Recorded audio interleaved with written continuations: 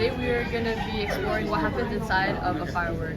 So different metals are inside fireworks, and when metal atoms are heated, their electrons are rearranged from their lowest energy state to their highest energy state, and they will quickly drop back down to their lowest energy state and release a photon or a packet of light.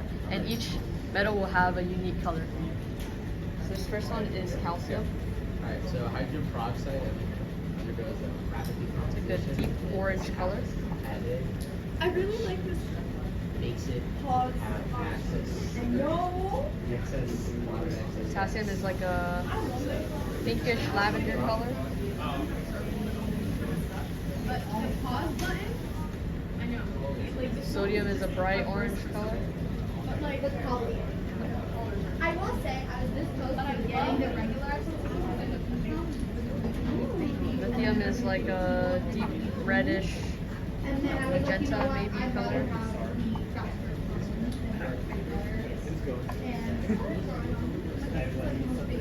Barium is a yellowish green lime color. But I might just get it.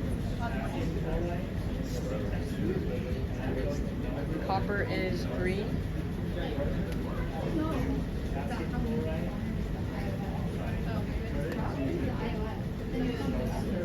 And strontium is also like a deep red color.